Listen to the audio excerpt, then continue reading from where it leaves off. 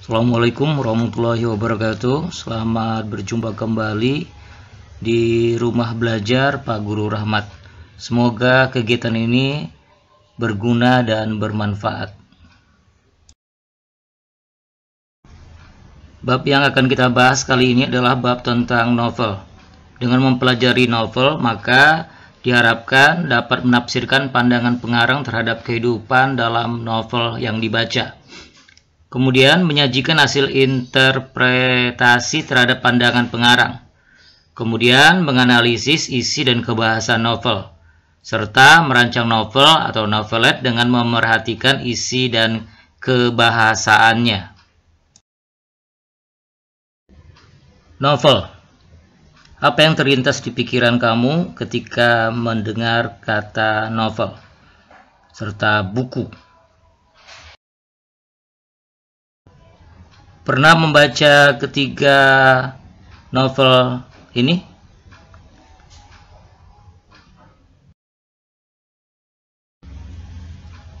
Ketiga novel tersebut memang menceritakan pendidikan dan motivasi hidup. Ya, teks novel memang ditulis untuk mendidik dan menghibur pembaca. Dalam sebuah teks novel, cerita yang disajikan memiliki pelbagai kesan dan pesan. Beberapa kata kunci penting dalam definisi novel. Pertama, ceritanya panjang. Kedua, karakter.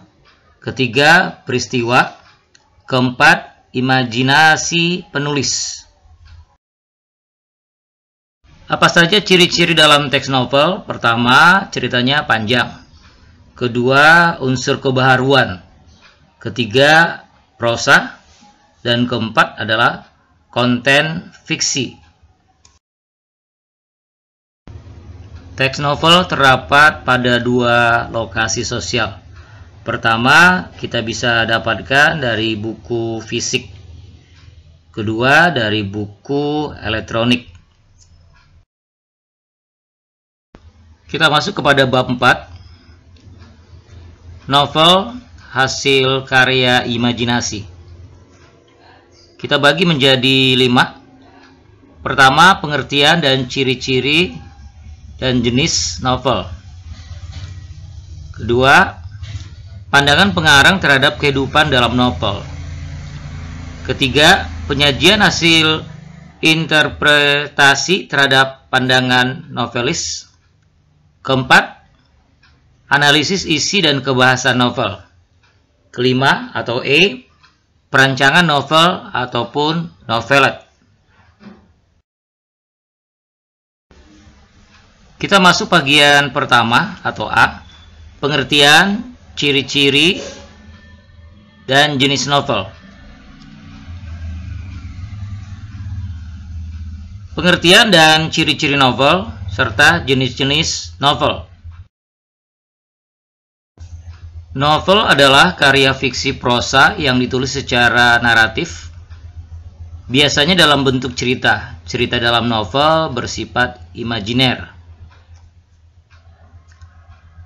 Ciri-ciri novel sebagai berikut. Pertama, memiliki lebih dari satu alur dan berkembang.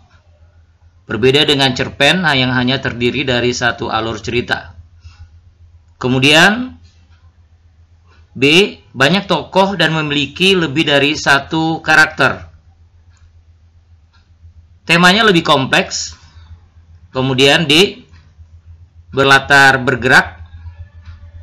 Dan yang E, cerita disertai perubahan nasib tokoh.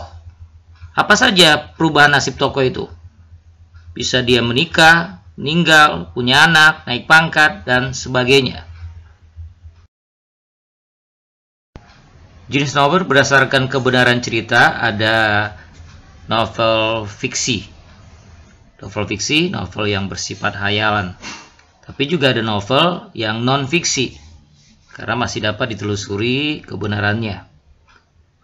Kemudian berdasarkan jenis novel, genrenya ada yang romantis, ada yang fiksi ilmiah, ada yang horor, ada yang komedi, ada yang inspiratif.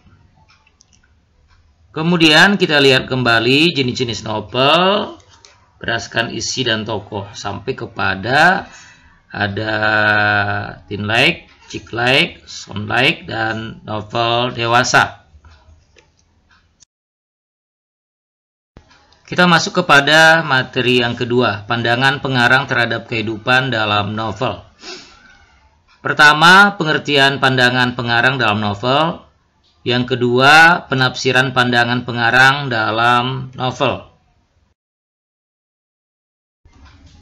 Pandangan atau penafsiran adalah bagian dari suatu penggambaran informasi yang diubah untuk menyesuaikan dengan suatu kumpulan simbol spesifik.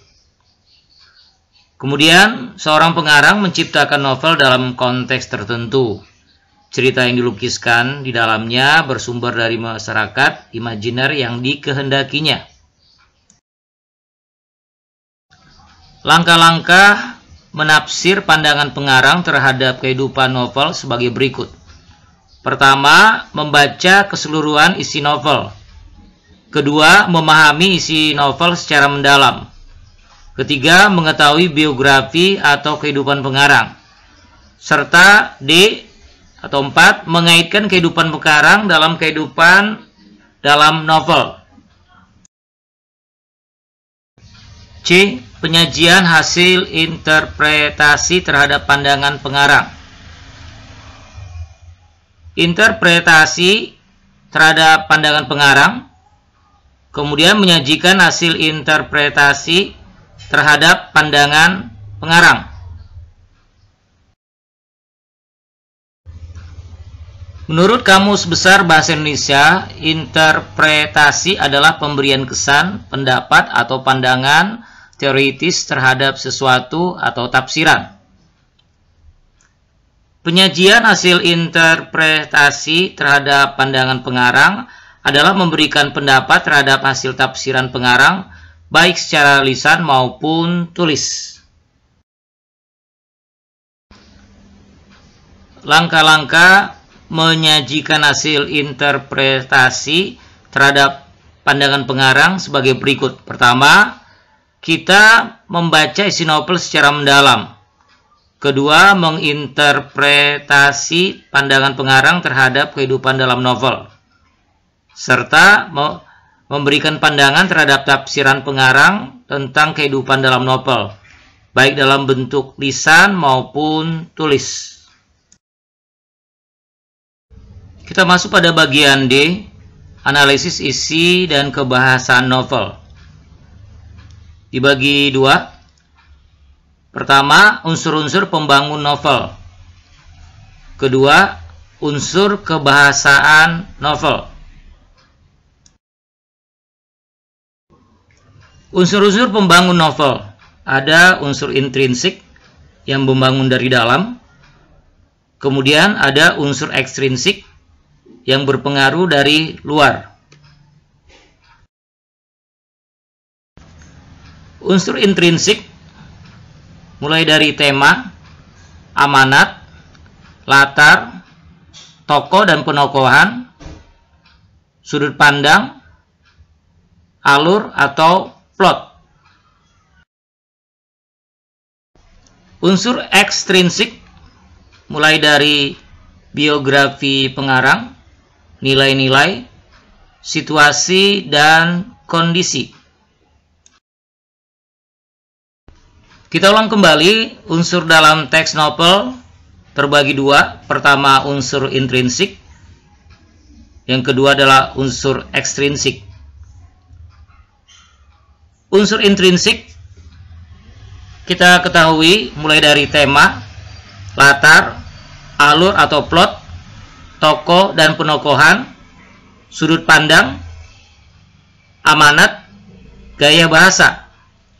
Kalau kita ibaratkan, unsur intrinsik inilah pembangun dari dalam. Sebuah gedung ketika dibangun, maka ada unsur pembangun dari dalam. Seperti semen, kayu, batu, pasir, dan sebagainya. Kemudian unsur ekstrinsik ini adalah yang berpengaruh atau memberi pengaruh kepada unsur pembangun dalam sebuah karya sastra ini. Kita lihat unsur ekstrinsik, ada sosial, ekonomi, budaya, politik, agama, latar belakang. Kalau kita ibaratkan unsur ekstrinsik ini adalah ketika sebuah gedung atau rumah dibangun, maka pengaruh dari luar lingkungan akan berpengaruh terhadap rumah ini. Contohnya, kalau ibaratkan sebuah rumah jika dibangun di daerah pegunungan tentu akan berbeda dengan yang dibangun di daerah pantai, atau di daerah pedesaan akan berbeda dengan daerah perkotaan. Unsur-unsur ekstrinsik dari pembangun novel ini, kita lihat unsur sosial dari si pengarang, ya, ekonomi dari si pengarang, kebudayaannya, politik. Oh, politik itu apa? Politik itu kurun waktu masa pemerintahan. Ketika zaman Orde Baru akan berbeda dengan Orde Lama, ya, dan sebagainya. Zaman pemerintahan Jepang, Belanda akan berbeda dengan zaman yang sekarang. Kemudian agama yang dianut oleh pengarang akan berpengaruh terhadap apa yang dia tulis, apa yang dia buat, apa yang dia cetuskan. Serta latar belakang penulis tentu akan berpengaruh terhadap hasil karya yang akan dia ciptakan. Baik, ada beberapa gaya bahasa yang dipakai dalam novel.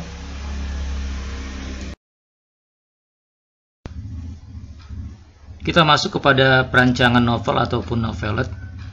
Perancangan membuat novel atau novelet. Pertama, kita menentukan tokoh dalam novel. Kedua, mengurutkan alur cerita berdasarkan urutan peristiwa sesuai dengan waktu dan tempat kejadian. Selanjutnya, mengembangkan ide-ide cerita yang sudah diidentifikasi dengan memperhatikan teknik penceritaan yang menarik. Selanjutnya, memperhatikan keterkaitan isi dan kebahasaan dalam penyusunan cerita, serta memberi judul yang menarik. Pada umumnya, struktur novel terdiri atas awal, tengah, akhir. Baik, sebuah kutipan dari Seno Gumira Aji Dharma.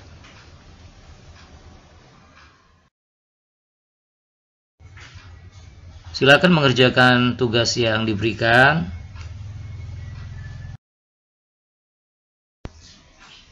Terima kasih. Silakan beri komen yang membangun, serta beri tanda like dan subscribe bagi yang belum, sehingga kami lebih bersemangat dalam berkarya.